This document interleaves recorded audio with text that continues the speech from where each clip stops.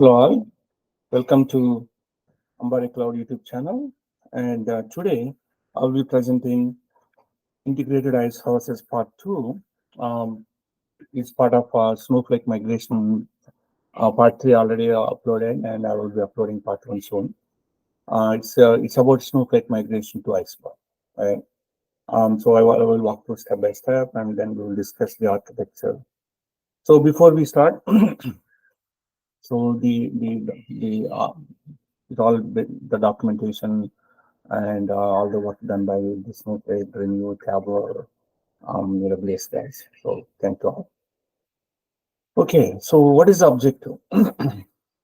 So we know Snowflake is more powerful or popular, I would say more not powerful, popular cloud database lately, and a lot of traction. Then many applications are being built, but then there is a concern about cost in general. Right? It all depends on how. So in this video, I want to bring how to reduce your cost. That is one of the goals. So in this Snowflake Iceberg architecture, we will going to transform a Snowflake tables into Snowflake catalog Iceberg tables, right? Or maybe the object stored uh, catalog Iceberg tables, both combination. But the main goal is we're going to convert into Snowflake catalog Iceberg table. So you have permanent tables, we're going to convert into Snowflake catalog. And then of course we're gonna use existing Parquet files, or if you already have a Parquet files, or if you already have permanent tables, we're gonna export them into a Parquet files first. Right? It's all combination. If you have a Parquet files, we're gonna convert into Snowflake catalog Iceberg tables, or if you have permanent table, we're gonna export into Parquet files and convert into Snowflake catalog, or maybe insert into. There are different ways of migration. Okay. So we want to take advantage of the Iceberg benefits. 10x performance, of course, they're on par with Snowflake permanent tables, and then which allows you to build common storage, right? And then we can start looking at open lake houses. So then initially we're going to build ice houses, right? In ice house, then will become integrated ice houses. Then slowly using X-Trail, you can convert into integrated lake houses. I also uploaded integrated lake house architecture. Please watch that video. So goal is reduce the total cost of ownership, right? And then I will walk through different ways of migration. Then okay. So agenda. We're going to talk about Snowflake architecture, and then we're going to discuss about Snowflake configuration. But to understand the whole configuration, like the XML volumes and stages, and then IAM rules and policies, watch the part 1 video. So there, we understand, what is a bucket, and then XML volume connecting to a Snowflake XML volume connecting to S3, and then of course storage integration, how to read files, and these are standard Snowflake features. Then we're gonna convert permanent tables, Snowflake permanent tables to Snowflake catalog export tables. During that process, we will also look at cluster key based tables. Then we also look at the data types, particularly variant column. And then what we're going to do is also we're going to migrate existing EMR or other Snowflake, non-Snowflake, sorry, Iceberg table. For example, if you create an Iceberg table through Cloudera or Iceberg table through EMR, Adrenio, or maybe X table converting a Delta to Iceberg, we're going to convert into Snowflake catalog Iceberg table, right? Then if you already have a Parquet files, you know how to convert into Snowflake catalog Iceberg. I'll walk through all. Then we'll do some small comparison, but I uploaded only 1.5 billion, not much low data. So we'll look at it. But again, as per the cloud and Snowflake document, the comparison of performance of the Iceberg table, Snowflake catalog Iceberg table, or permanent table or on top. Okay, so we all know that Snowflake has a permanent tables, but those are stored in your cloud, not in your cloud. I mean, your preferred cloud, but at the same time, that storage is not accessible to you. Then if you have a EMR, you have a file set Parquet files, for example, and then you know how to process and all that stuff. Using EMR, right, files, you can make external table, then you can query from Snowflake. But we all know that external tables are very, very, very slow. Then now with the Snowflake catalog availability, so from Snowflake Iceberg catalog, right, we can create Iceberg table, right? And then now here, I'm specifying Snowflake catalog because the update, insert, and deletes and everything managed through Snowflake catalog. That means Snowflake owns that Iceberg table. In this context, this is a table owned by Snowflake. Now, EMR can read that Iceberg table, or X table can convert into data or hoodie, or DMO, or Databricks, not Databricks. If you convert into data, or Cloudera can read this Iceberg table. Same time, EMR also can create, Iceberg tables, right? Or Databricks, or using Uniform or Snowflake. And sorry, or Dremio or Trinio, or there are many ways of create or X table converting Iceberg, right? Now the Snowflake can read this Iceberg table, and if they have access to the Blue catalog, which is EMR is using to build Iceberg table. So Snowflake can and access EMR catalog and query this thing. Or Snowflake also can read this Iceberg table using object catalog, right? So if you don't have EMR access, then you can read this table directly. So, every time when this table is getting updated through EMR, right, of course, you have to run the refresh. But that's very tiny process. Okay. And then if you have a Spark, then Spark can read the Iceberg table through the Snowflake, right? So here, Snowflake is acting as a catalog, but then Spark is your engine. Okay. Then yes, then you can read it, and then there are other tools like Cloudera and everybody. Right? So this is kind of another architecture. EMR, writes using Blue, writes Iceberg tables, but those are read only for Snowflake, right? But then permanent tables are in here. We don't have access to that storage, or Snowflake catalog tables here. Then EMR is read only. So this is one kind of architecture. So what we're going to do is, so we're going to do some of the workflows are we're going to convert permanent table to Snowflake Iceberg tables, right? And we're going to convert the existing Iceberg table into Snowflake catalog tables, or if you have a Parquet files by created through EMR or some other process, we're going to convert into Snowflake catalog tables. Then we do some the comparison. Not much. So let's say you have a Snowflake, you have a permanent tables, table 1, table 2, right?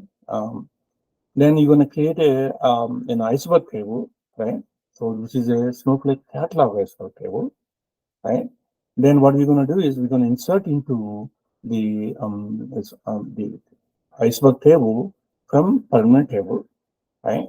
Then what we going then we're going to create through EMR we're going to create two Iceberg tables, right? And then we're going to connect to this Iceberg table from Snowflake. From Snowflake as an object catalog, right? Then we will query and verify it. Then we can also query the another Iceberg table. Then what we'll do is we will make this table, right, as a Snowflake catalog table. Then after that, because we're gonna remove that object Then after that, then once you make this Snowflake catalog table, then EMR is not anymore one this table. Right? We want to make sure that EMR is not in it. Right? But EMR can read as an XML. So then since this table is already migrated to Iceberg, we don't need this table. Then once we complete, this is owned by EMR. This is now a Snowflake catalog table, and then of course then existing permanent table converted into Iceberg table. We have permanent table as it is. But once you complete all this testing, yeah, you can, if you're comfortable with Iceberg tables managed through Snowflake, yeah, then you don't need a permanent table. So in this context, what is happening is your permanent tables are moving to your storage. So this permanent table managed by Snowflake, right? Not by you. Right? Not by you means your company. But these are three are managed through your account, your Amazon account in this example. So after migration, this is our architecture. And then once you are comfortable, then you can convert all other permanent tables into Iceberg table. And the advantage of this is then these Iceberg tables now can be converted into Delta or Hoodie, right? So here when the Iceberg table you then convert into Hoodie and Delta, and then these are all Parquet files already, right? Same Parquet. Then yeah, EMR can read Parquet, and then EMR can read your Iceberg, and Snowflake can do the Iceberg. There are many combinations. So this is basically we are building a connector lake house, connector lake houses. Right? This is our goal. So many tools reading same data in a different formats. Right?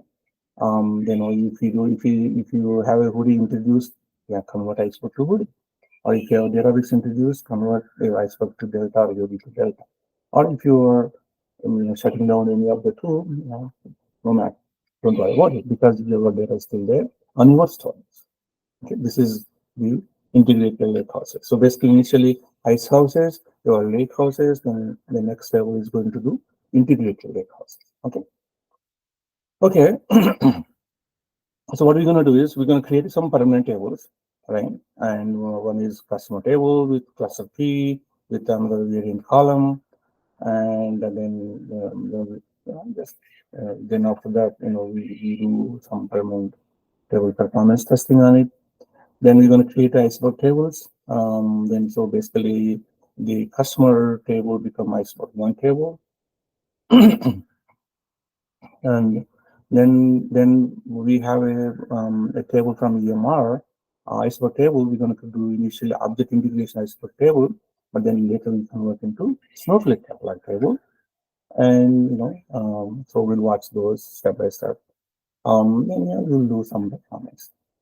So first thing is we need to build an external volume, right? External volume, right? It is a connection between a Snowflake to your S3 bucket, right? So watch the part one video, and step by step I went through. So, so first thing is you have to build an IAM policy, and then you create an IAM role, and then assign that IAM role to external volume. Then from external volume, you can get the external ID. Then that way, then we are integrated. So this is a handshake. The Snowflake external volume object is an handshake between your S3 bucket through Snowflake. But of course, you need to define who can access what rules are there. Okay. So we're going to do Snowflake tables to Snowflake catalog Iceberg tables. Okay. So of course, we have a create Iceberg bucket, sorry, S3 bucket, and then create a Snowflake permanent table. Okay. And then we're going to create a Snowflake Iceberg table, and then we're going to insert into data and check data on S3. And then once the data is available, then we're going to shut down the permanent table. So we have a database role, database schema warehouse. Then we're going to create a table, permanent table. So we're going to insert some test data here, right? And then this is a permanent table. So I'm getting some test data. Then, as I said, in the architecture, we're going to create a two permanent table. Okay, same. Then we're going to create a iceberg table in using the Snowflake in this volume, and same as your permanent table. So same DDL. Then from your Snowflake table, we're going to insert into iceberg table. Then this is my permanent table, and this is my iceberg table. We will check the counts. Once the counts are same, that means both are. Then you do some performance test. Once the performance test is once the performance test, then you're gonna drop your permanent table. Okay. So your permanent table, this permanent table, expert table, do some group based and all that stuff. Then after that, so I connected very small. It looks for me, and then I verified with other customers. We see permanent table and expert catalog table performance on top. Okay. Um, yeah. So I did even rank functions. Okay. Then now we have a permanent table. Now we have an iceberg table. So we need to get rid of the permanent table. But since because of the time travel and all these features, and we don't want to, even if you drop the table, but still your data still exists, right? Because of the time travel. So we don't want anymore, right? So what we're going to do is we're going to change the data retention time to 0, right? So then we're going to drop the parameter. This way that no more time travel. Then we're going to rename the expert table to the customer with the original table. So now we have a customer table. Used to be a permanent table. Now it is iceberg table with the same data. So we can validate and do another stuff. So then we also want to test the table with the cluster keys, exactly same. Then we're going to insert some data. Then so this is a permanent table. Then we're going to create an iceberg table, exactly same thing, same cluster keys. Then we're going to insert and then do the same thing. Then another thing is we want to do some testing on variant and number call, right? So we have to walk through documentation and identify the data type comparison, right? So there is no variant column in Iceberg, right? But we have variant column in Snowflake. So for that we have to make it as a string. Similarly, if we have a number column in Snowflake, but we need to make sure that is pointed to a decimal, right? So those are things you need to watch when you're doing a migration. Variant to string, decimal, number to decimal. Then standard way of creating a export table. So we're going to say what is the catalog name? It is managed by Snowflake. Then where is you want to create your external volume, and then there is a location in the test. Okay. So let's do that. Okay. Before I want to create some data, right? So let's create some data, right? Okay. So this I'm creating some test data. I needed some test data, right? Test table 1, test table 2, right? Okay.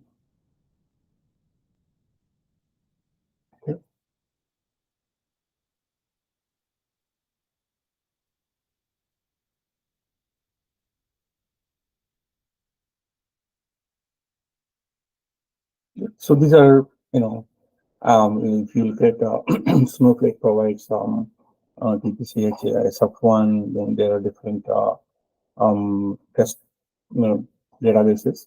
So I'm creating some tables, and then so that way then I can load. I can create my iceberg and permanent tables and all this stuff. So while it is creating, right? And yes, give us a second, and I'm going to let's complete this. So here, I'm from customer, I'm calling as a test, same customer test 1, Then in a different, this is where we have billion table, right? I'm taking it as a test underscore 1B. So this way, then, I can get a lot of data. Okay. Yeah, since I'm using very tiny cluster, it takes time to build these small tables. Billion is a small table. Anyhow, that. Okay, view else. Okay. So once we have these tables, right? Let's go to here, and I want to see show tables. Yeah, it is. So it is created test and test one, and then I think it's still working on the this table here. Okay, let's continue work on that. Okay, so and what I will be doing here is I'm give me 1 second here. I'm creating a some existing Iceberg table. I need a pathway files. Right?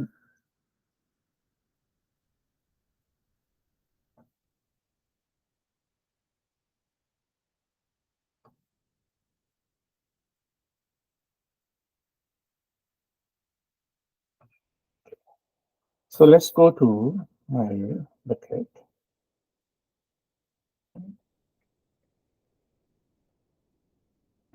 I have two tables. Let's assume these are created through EMR. I was also testing. I can create a table through Spark on my local machine, or I can create the same through Databricks. I can create through Cloudera, right? So I have tables created, and then what I hear is I need files, and these are the files I'm looking for. I will explain why we need those files. Okay, so step one, right? Let's go back here. We're going to create a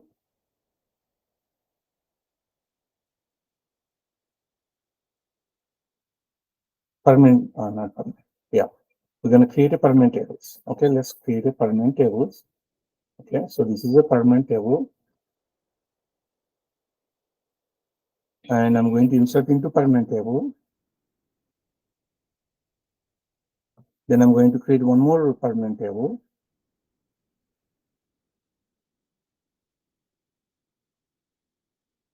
Okay. So now let's go to here, show tables. Okay, now I have a. If you look at here, we have created the table types here, and then I have it. Table one, table two, these are my permanent tables, right? And you can see all the details of your table, the information, so tables, type of table, and who owns it, and all that stuff. Okay. So going back to our architecture one more time. Um, okay. So we are I created these two permanent tables. Okay. Next. Once I create the permanent tables, okay, right? Now we're going to create an iceberg table, right? Let's create an iceberg table, empty iceberg table. Okay. So it is called customer underscore IC1. Okay. So I created an empty iceberg table, and which is on base location on customer one.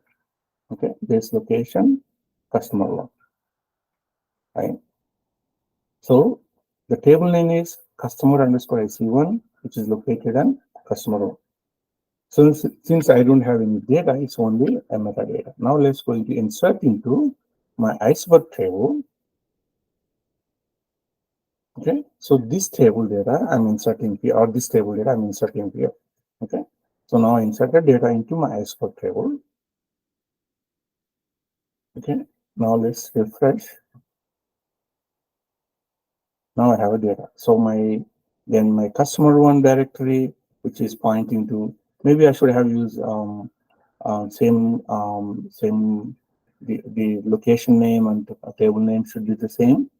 Again, this is intentional here. You can have a different base location than your customer, your table name.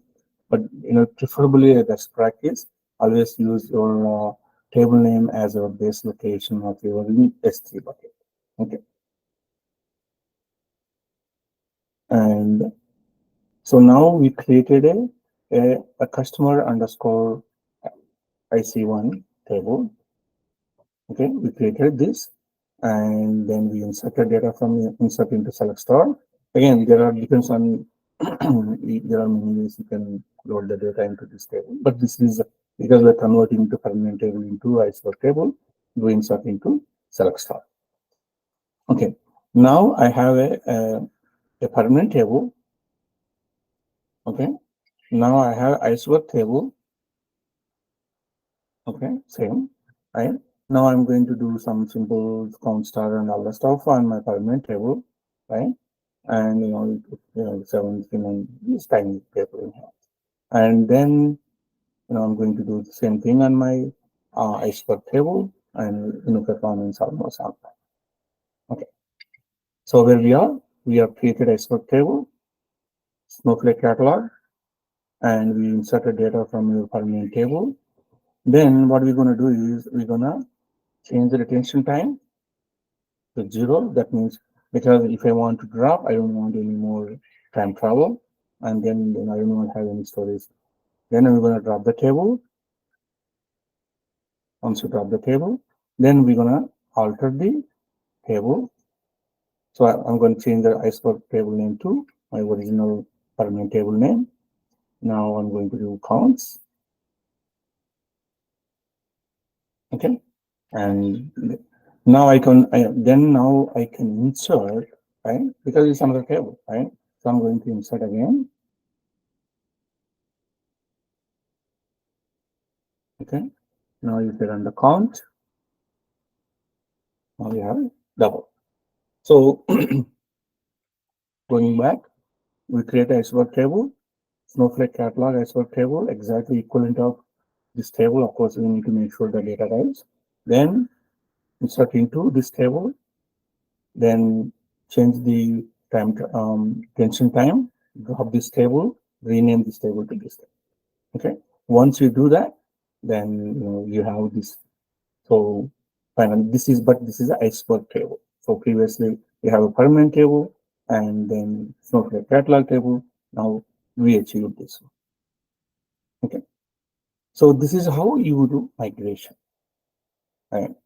So we create a permanent. You have a permanent table. Create a equivalent of Iceberg table on your storage. Insert data, and then now I will walk through another way of inserting data. Depends on how we have a data is. But you can also export your permanent tables into Parquet files, and but it's a double action. We don't want to do that. So this is easiest insert into from your permanent table into Iceberg table. This is the most easiest part of it.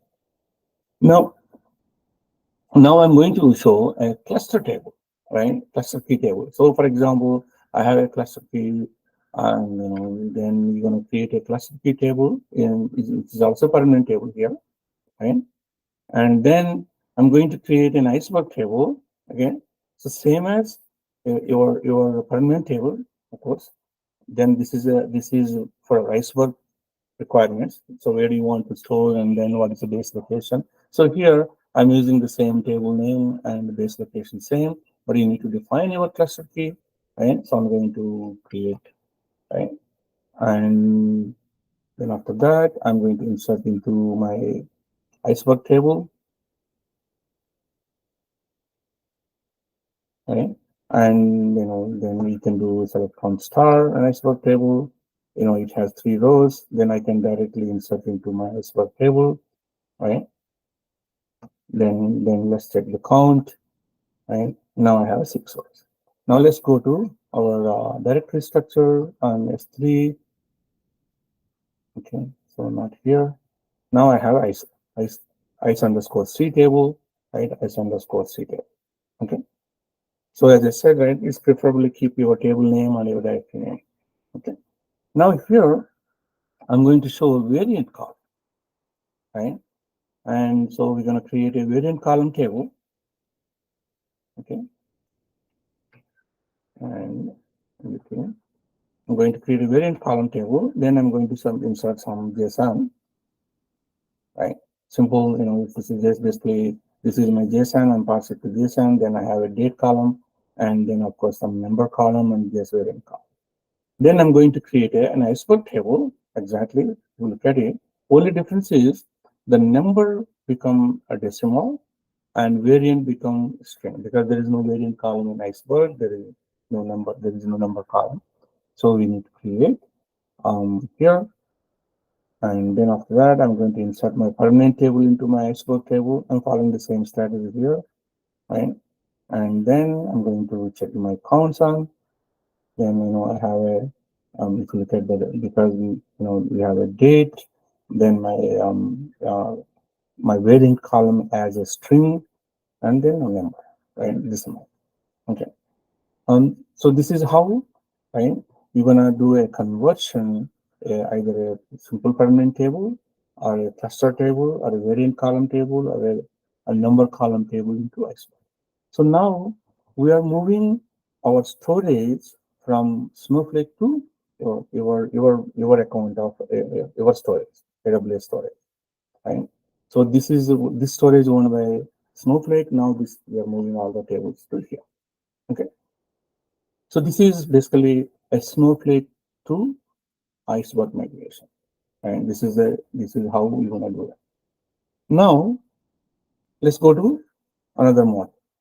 Let's say these two tables are, which is already built through maybe Xtable or EMR, like Cloudera, Dremio, Tremio, in some other way, right? These tables are there, and and we want to bring these tables, right? We want to shut down EMR, for example, right? And if we want to bring these tables, right? Let's say this table, because even if you don't want to shut down, but you want to move away from EMR managing this table, you want to, a Snowflake, you want to manage this table. Okay. So let's walk through that. Okay. Okay. I'm going to clean it up. Okay. So first thing is we need to build in a object store base, right? Object store base. So this table is it has a, we want to build this table. We have the files, right? So what we're gonna it can be anything, right? So let's go to the customer two directory. Okay, customer two, because this is built, and then find out this is a table built by Yammer, and find out most recent JSON file. Take this most recent JSON file, right? And what is going to here is we're going to create in a iceberg table, but this time it's not managed by Snowflake, because it is not attached to the Snowflake catalog yet. It is somebody created from EMR, right? But we are creating a object catalog based Snowflake table. So let's create that. Okay. Okay.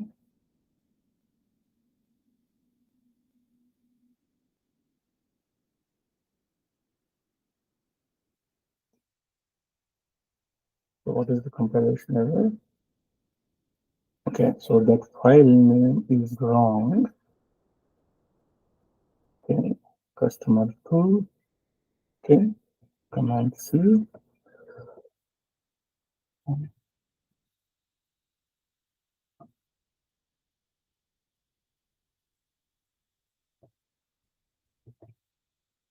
Let's copy it carefully. Okay, customer two. My volume here. Okay, let's execute. Okay, now we created a table. Now let's check the count on that table.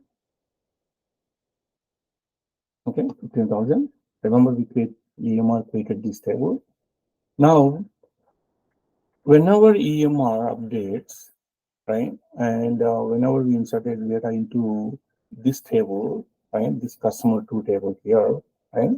And then we know that this metadata JSON file changes, and we need to make sure that we will be using most recent metadata base. So, well, initially when you're creating the table, you need to point out most recent metadata JSON and as an object store. Now, whenever they change, you need to run this refresh, right? So here I'm going to run the refresh just because if I insert some. So generally, whenever EMR or any other system update this table, and whenever this value changes, then we need to automate the procedure and get this most recent value, run this command, and get put to right. So now if we are run the refresh, we get the same count.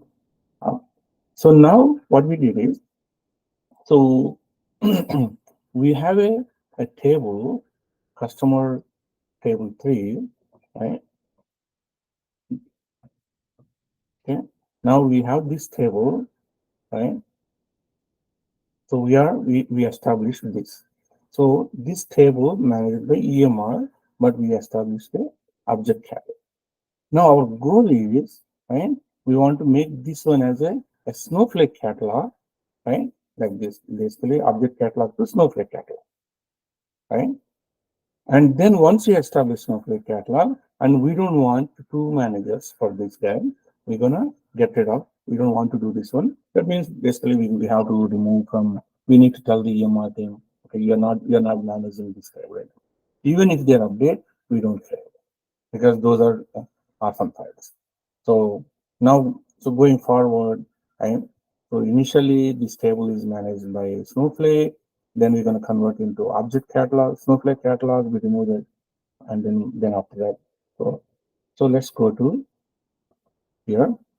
So what we need to do is, this is our table, okay, and this is our table, object catalog table, right? So we need to convert into manage, right? So good. Now let's run this. That's it, right? Now object-based catalog, right? And then to a Snowflake catalog base. Let's do describe.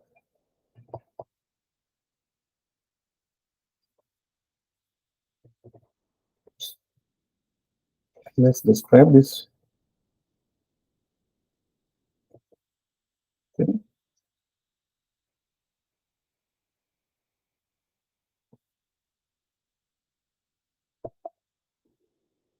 Then different why I can't address.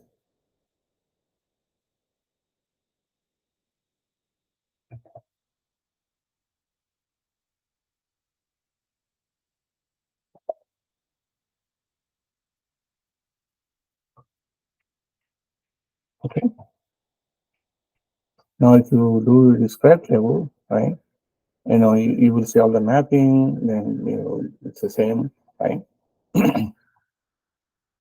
So now going forward, this is a managed by Snowflake. Okay, so let's go back here. So now we are in this stage. And then of course we can, let's say this table we don't want to manage, we mean Snowflake don't want to manage, but still they can manage this through an object.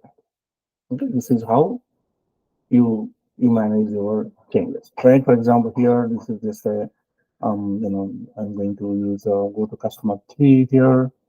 So customer 3 table, then find the most recent metadata. Right, this is my most recent metadata JSON, and copy that, and then create my object storage here, right? And then I'm going to create this object storage 3 table. Okay, so remember this table is not managed by Snowflake, but this table is managed by Snowflake. Okay, so this is object 3, this is table 3. See the difference. Then you have a permanent table, right? I have a permanent table. Okay, takes 7 milliseconds. Then I have a Snowflake catalog manager table, right? Same level. Then I have an object manager catalog table. Okay. So this is tiny table, right? What I suggest is, so go for a permanent table. Maybe add 10 billion or 20 billion. Then have one more Snowflake catalog table, exactly same size. Have a Snowflake object integration table compared to performance.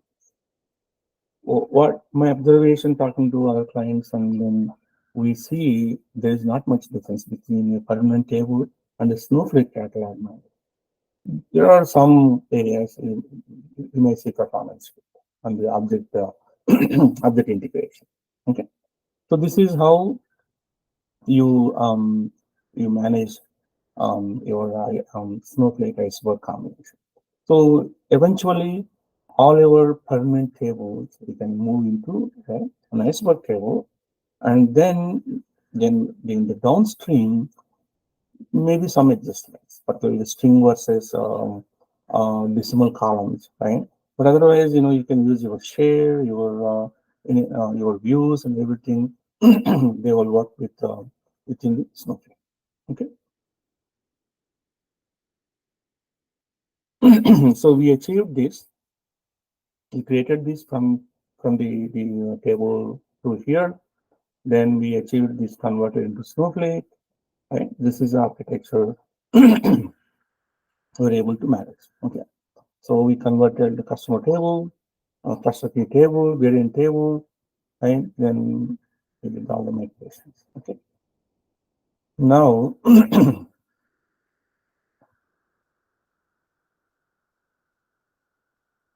so we did the managed table convert into,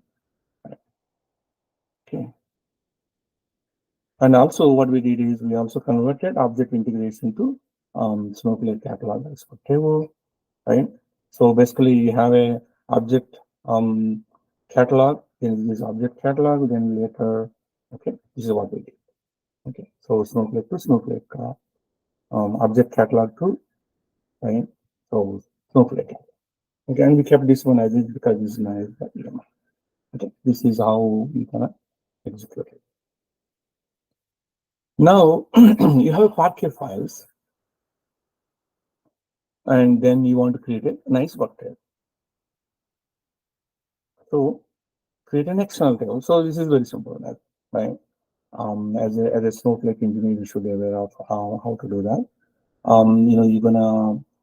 So what we do is we're gonna create an external table, right? Then you're gonna create an Iceberg table, then insert into Iceberg. So, right. So for that to create an external table, we need a stage, right? You're gonna create a stage. Then list the stage, and then you do counts on that. Then after that, the Parquet schema, right? You're gonna create an external table, or or you can create directly, insert into, you could get here, then I'm reading this Parquet, then I know the columns, then I'm going to create my Iceberg table directly from my Parquet, then I have it. So you can create an external table, then insert into here, or you can create a Parquet. You can directly create your Iceberg table, putting your Parquet, whichever works. Okay. Okay. And let's go here. So basically here, you're gonna you have a stage, right? So I have files in my customer to directory, right? Somebody put the files there, right? I'm going to go, okay, let's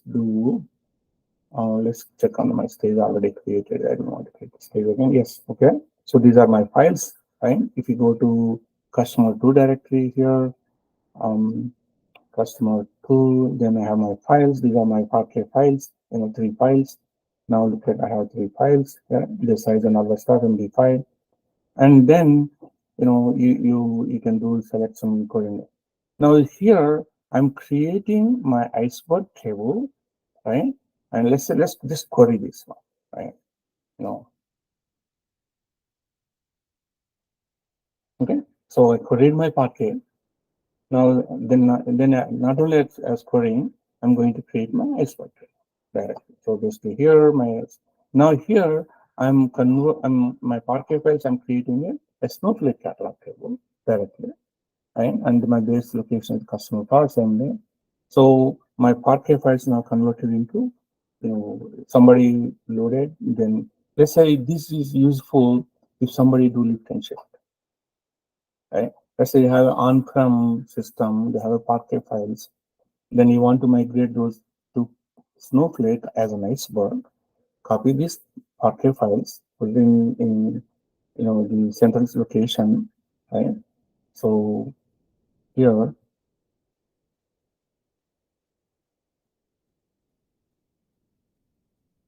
you go back here one more time. Sorry.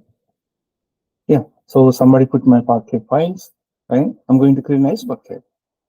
Okay, so what I will be doing is, so I'm using here a Snowflake as my integrate the Iceberg creator.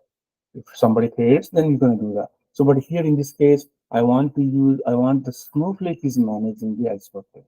Then I'm going to create an external table or external list, then create an Iceberg table, then load into here. That's what I'm doing here.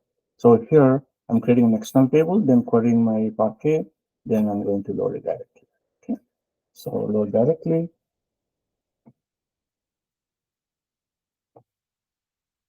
and then I'm going to query my part, right? Then let's do counts. Okay. Kitchen. Right. So this is how your Parquet files created by Lipton or maybe your Kafka streaming, or maybe some other way, whatever, or 3MR. Right. Now you created a Snowflake managed Iceberg table. Okay. This is how we're going to create it. Here I'm just showing how to create an external table. Same thing. Then once you create an external table, then I'm going to do insert into select star, right? So here, this is my external table. Let's create an external table here, okay? Yeah, so then I'm going to do a count star on my external table.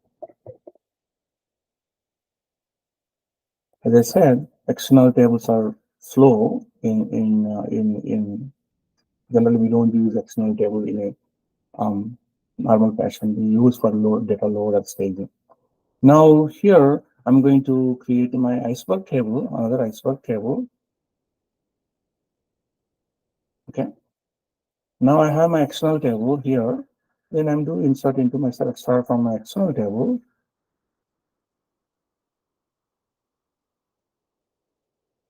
Okay. And then do my counts. Okay. So now let's go to my here. So the ICE 99 through my external an external table insert into Iceberg. Then ICE here is basically I created the okay, let's go to customer part. Okay, so here customer, right? Then I created this table through directly from Parquet, right? So then I different ways of it. So let's review the whole architecture one more time. Okay.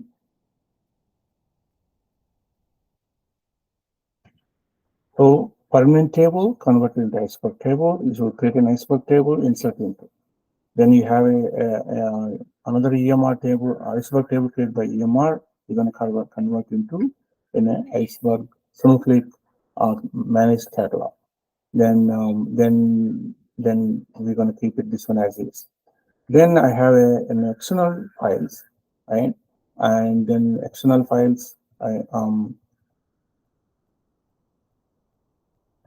then I have external files.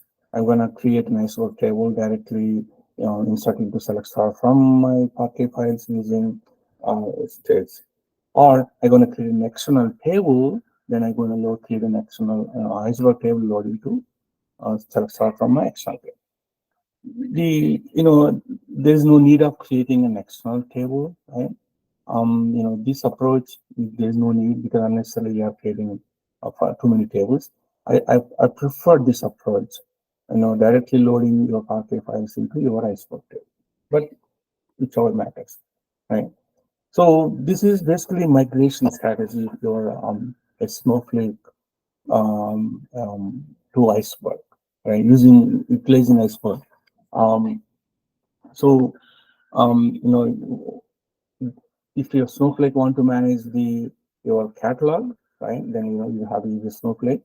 But if you want to manage through object store, so my preference is again, who is managing the table, right? But in generally, if we more often, right? If your ETLs are done outside, then if Snowflake is not managing it. It's going to be an object catalog, right? You have to use object catalog, um, not the Snowflake catalog, right? Then once you have this, migration, right? Or let's say if you want the Snowflake you want to manage, yeah, just very quickly you can convert into, here, yeah, once so not here, right? Yeah, you can manage, you will convert object catalog into Snowflake catalog. It's one line change, right? So this will not impact any of your data, anything, performance, all the stuff, right? These are all kind of your migration strategy. Who is managing your the um, your catalogs? But the goal is look for integrated lake houses. That is the goal, right? This is where we are looking at, right? And of course, here, maybe every other table can manage, one table managed by EMR, maybe Databricks managing it. But of course, we're going to convert into Iceberg. Now it's open to many tools. So one storage, many formats, many engines, right? And converting from one, Hori to Delta to Iceberg, it's not a problem, right? So this is basically, I suggest you look at each step by step, right? Look at the code and then, practice a couple of things, but otherwise it's very easy converting a Snowflake to Iceberg table or existing Parquet to Iceberg table or existing Snowflake to existing Iceberg from created by other tool into Snowflake Iceberg table. Those are very easy. Okay. Um,